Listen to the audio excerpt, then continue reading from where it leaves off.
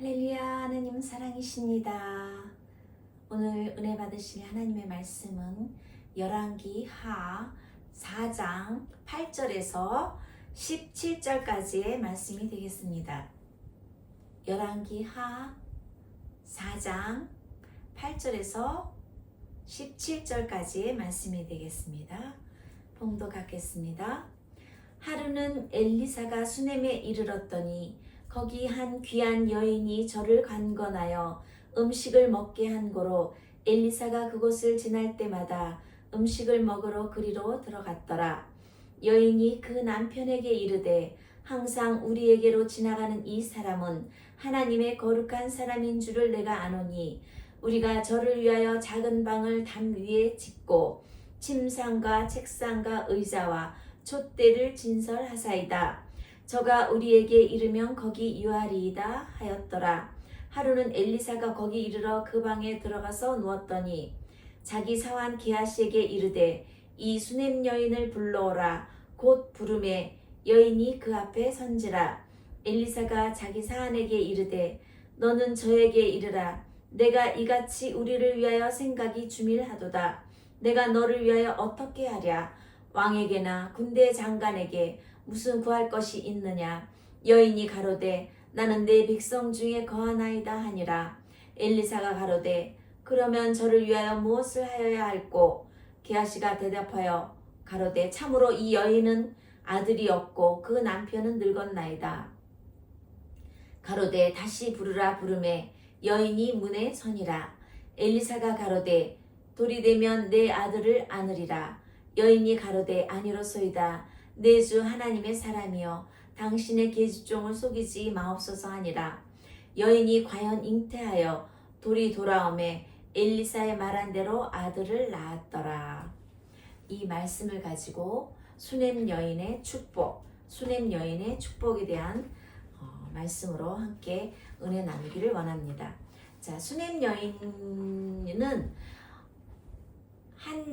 수넴 여인이라고 표현한 거는 이 수넴이라는 마을의 이름입니다. 이 성경책에 보면 이 수넴 여인이 어떠한 이름을 가졌는지는 상세하게 기록되어 있지 않지만 이 수넴 여인에 관한 여러 가지 사건들이 이 세 가지로 나뉘어져서 성경에는 기록하고 있습니다. 이 수넴 여인이 하나님의 종을 잘 대접하여 축복받은 것과 또한 그의 아들을 엘리사를 통해서 다시 소생시킨 것과 또한 그가 그 나라에 흉년이 들었을 때 페르시아로 이주를 하고 다시 돌아왔는데 또한 자기의 집이 어떻게 되었는지 알 수 없었을 때 이 엘리사의 사환 게하시를 통해서 왕으로 그 이야기가 전해짐으로 말미암아 이러한 또한 축복을 받았다라는 세 가지의 기록이 있습니다.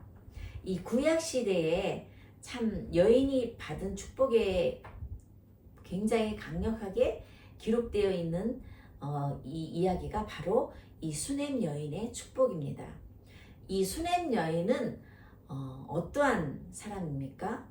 성경에 기록하기를 귀한 여인이라고 기록되어 있습니다. 귀한 여인이라는 것은 지금 현대어로 얘기하면은 셀럽이나 기부인 이렇게 표현을 하겠습니다.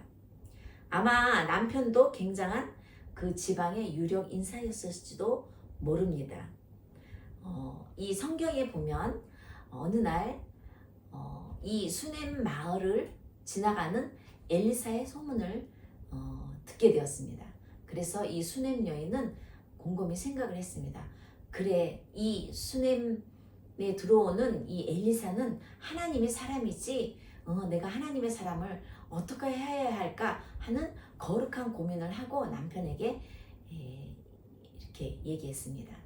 여보, 우리 마을에 오는 이 귀한 엘리사는 하나님의 종인 줄을 내가 아나니 여보, 우리 집에 그가 유할 수 있도록 2층에다가 담 위에다가 새롭게 또 방을 만들어서 또한 식탁도 만들어 놓고 또한 그가 말씀을 잘 공부할 수 있도록 테이블도 만들어 놓고 촛대도 만들어 놓고 이렇게 침상도 놓고 합시다 라고 남편에게 이제 의논을 했어요. 그러면 남편이 또 거기서 훌륭한 사람이에요. 이제 부인의 그 말을 듣고 이 남편도 오 그렇게 하시오 해가지고 한 거를 보면은 굉장히 이 남편도 그 지방에서는 유력한 인사였을 것 같습니다. 왜냐하면 이 엘리사가 한번 이렇게 움직이면은 그의 제자들과 또 타고 다니는 낙이었는지 말이었는지 많은 사람들이 그의 제자들이 따라다녔기 때문에 한 사람만 거하는 것이 아니라 그 많은 사람들도 다 숙박할 수 있는 그러한 스케일이 큰 아마도 그런 숙박 장소였으리라 생각합니다.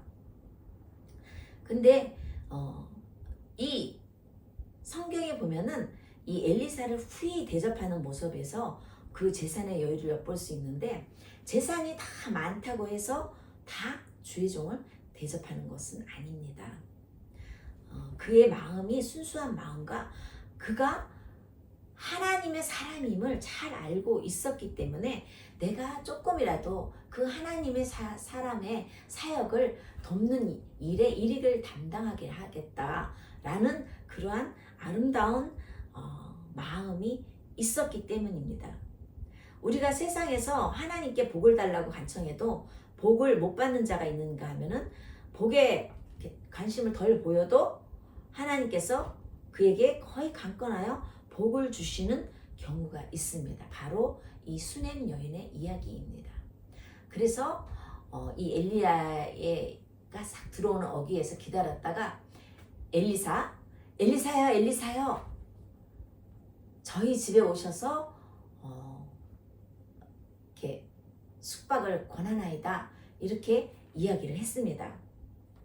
그리고 대접하겠다고 이야기를 했을 때 아마도 이 엘리사는 약간의 사양을 했을지도 모릅니다. 왜냐하면 이 성경에 기록되기를 이 수넴 여인이 강권하여 라는 표현을 하고 있습니다.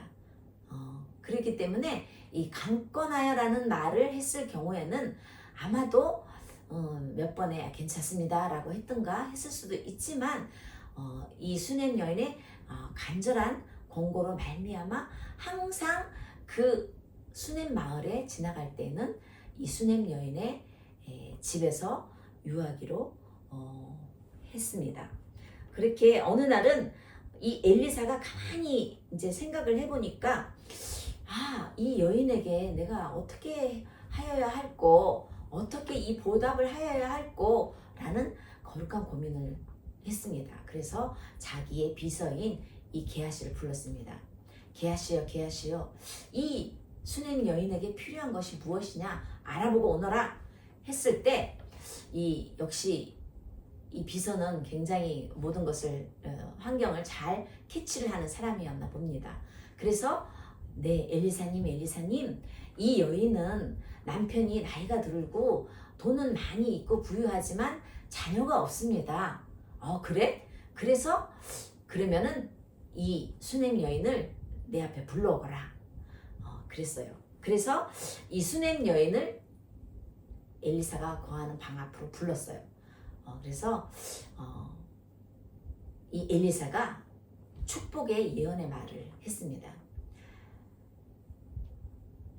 여인이여 내가 내년 이맘때쯤에는 아들을 안으리라 그랬어요. 그랬더니 어떻게 대답했을까요?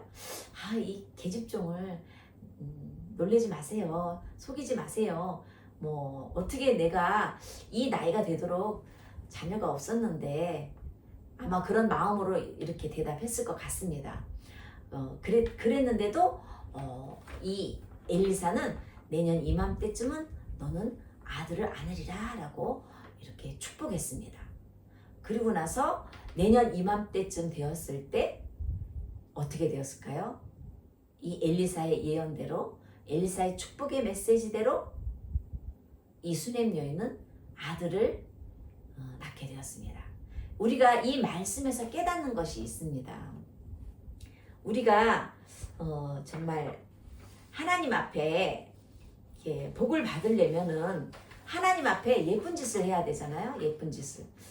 예쁜 짓이 뭘까요? 하나님이 원하는 것은 우리가 하나님의 나라를 확장시키는 것, 전도하는 것, 또 교회를 봉사하는 것, 또한 하나님을 더 알기 위해서 말씀을 많이 상고하고 읽고 하나님 앞에 더 가까이 가려고 노력하는 마음, 이런 마음을 하나님은 예쁘게 보시는 거예요. 그랬을 때 하나님은 어떠한 축복을 주시냐? 우리의 모든 마음 가운데 우리의 마음을 감찰하시는 하나님께서 우리의 문제의 첫 번째, 소원의 두 번째, 말씀의 세 번째, 여러 가지 우리가 원하는 것을 때를 따라 아름답게 응답하여 주시는 좋으신 하나님이십니다. 그래서 우리가 하나님 앞에 복을 받기 원하면은 우리가 물론 하나님 앞에 복 주세요, 복 주세요 하면서 사는 것이 아니지만 이 땅에 살면서 하나님이 주시는 천국을 소유하며 살아야 되지 않겠습니까? 그러면 우리가 하나님이 보시기에 아름다운 일을 해야 되지 않겠습니까? 그러려면 우리가 정말 하늘나라를 위해서 힘쓰고 애쓰고 때를 얻든지 못 얻든지 전도를 해야 되겠고 또 열심히 하나님 앞에 찬양을 드리며 예배를 드리며 또한 우리가 정말 천국 가는 그날까지 최선을 다해서 주의 일에 힘써야 되겠다라는 것입니다. 이 수냄 여인을 보면은 정말 순수한 마음으로 어떤 대가를 받고자 한 것이 아니라 정말 하나님의 사람인 줄을 아는 영적인 눈이 뜨여 있었기 때문에 하나님의 일을 도모하고자 순수한 마음으로 했다라는 것이죠. 그래서 성경에 보면은 많은 이 부부가 나와요. 아나니아와 삽비라라는 부부가 있는데 이들은 하나님 앞에 다 정직하지가 못했습니다. 초대교회가 재정적으로 어려운 시기에 자신들의 뒷돈을 챙긴 거죠. 노후의 대책 자금을 얼마나 떼어놓고 주의 종을 속에다가 같은 날에 죽었다라는 것이죠. 얼마나 참 억울하겠습니까? 아나니아라는 말의 뜻이 이 이름의 뜻이 여호와는 자비로우시다인데 아나니아는 이 자비로운 하나님으로부터 엄한 처벌을 받고 말았습니다. 참 불행한 사건이죠. 그리고 또 성경에 또 부부에 대해서 나오는데 나발과 아비가일 부부, 이 부부는 둘 중에 한 사람만 복을 받았어요. 그래서 이 나발은 좀 어리석었나 봐요. 하나님의 일을 하지 않고 세상 욕심에 끌려서 그러한 어떠한 인간관계를 아주 무시하는 자였어요. 그래서 홀로 죽고 아비가일은 또 인격을 갖춘 여인이었어요. 아주머니에도 불구하고 나중에 왕비가 됐어요. 예쁜 그런 아가씨라도 감히 꿈꾸를 자리가 못 되는데 아주머니로서 여왕이 되었습니다. 왕비가 되었습니다. 그래서 또 한 부부는 오늘의 수냄 여인의 부부입니다. 이렇게 부인의 말과 다 잘 협조를 해서 하나님의 사람 엘리사를 극진히 대접하고 일본 말로 만벤나꾸라는 말을 써요. 아주 구석구석까지 잘 아주 부족함이 없이 모든 필요를 채워주는 그러한 아름다운 섬김의 마음으로 있었기 때문에